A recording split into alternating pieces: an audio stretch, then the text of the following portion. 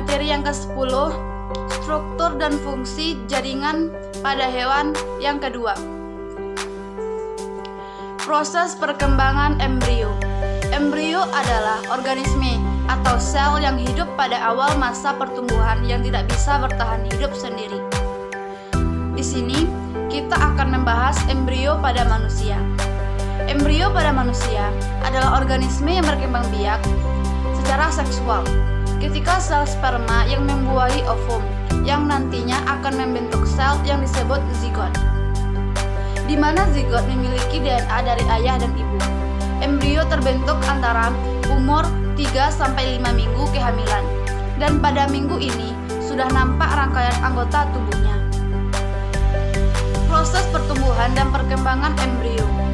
Trimester pertama adalah masa pembentukan dan perkembangan pesat dari semua sistem dan organ tubuh bayi.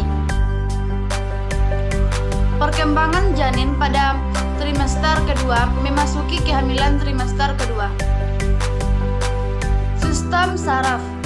Sistem saraf manusia adalah suatu jalinan-jalinan saraf yang kompleks, sangat khusus dan saling berhubungan satu dengan yang lain. Struktur jaringan saraf. Yang pertama, badan sel adalah bagian dari jaringan terbesar. Yang kedua, inti sel atau nukleus. Yang ketiga, sitoplasma. Yang keempat, dendrit. Yang kelima, neurit atau akson.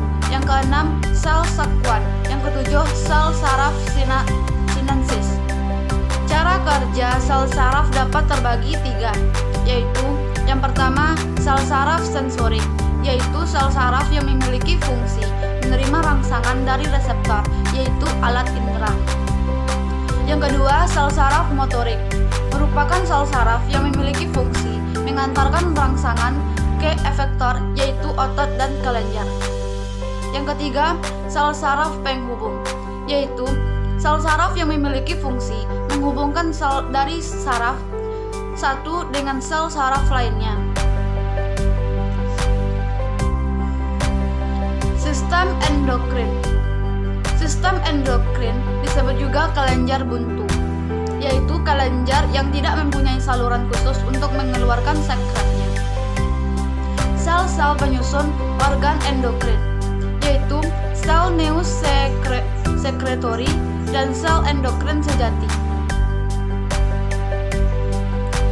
Sel-sel penyusun organ endokrin, yaitu sel neus sekretori dan sel endokrin sejati.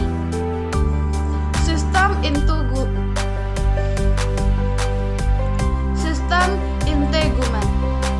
Sistem integumen adalah sebuah sistem dari organ yang membedakan, melindungi, memisahkan, serta menginformasikan terhadap lingkungan. Fungsi integumen yaitu 1. Sebagai pelindung atau proteksi, 2. Sebagai pengatur suhu atau termoregulasi, 3. Menjaga keseimbangan air, 4. Sebagai penerima sinyal masuk, 5. Sebagai penerima sinyal keluar, dan 6. Memproduksi zat penting. Sistem rangka otot. Rangka adalah rangkaian tulang yang saling berhubungan secara teratur dan memberi bentuk tubuh pada manusia dan hewan. Otot adalah jaringan dalam tubuh manusia dan hewan yang berfungsi sebagai alat gerak aktif yang menggerakkan tulang. Otot memiliki 3 kemampuan khusus, yaitu kontraktibilitas, ekstensibilitas, dan elastisitas.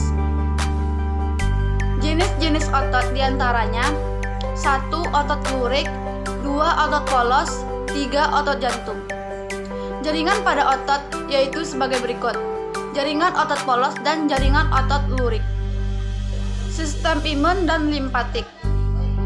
Sistem limfatik adalah suatu sistem sirkulasi sekunder yang berfungsi mengalirkan limfa atau getah bening di dalam tubuh. Adapun fungsi dari sistem limfa yaitu 1. Mengangkut limfosit, 2. Mengembalikan cairan dan protein dari jaringan ke sirkulasi darah, 3. Membawa lemak emulsi dari jaringan sekitar usus halus ke darah, 4. Menyaring dan menghancurkan mikroorganisme untuk menghindarkan penyebaran, 5. Apabila ada infeksi, kelenjar limfa menghasilkan zat imun atau antibodi untuk melindungi tubuh terhadap mikroorganisme. Kajian Islam tentang manusia dan hewan.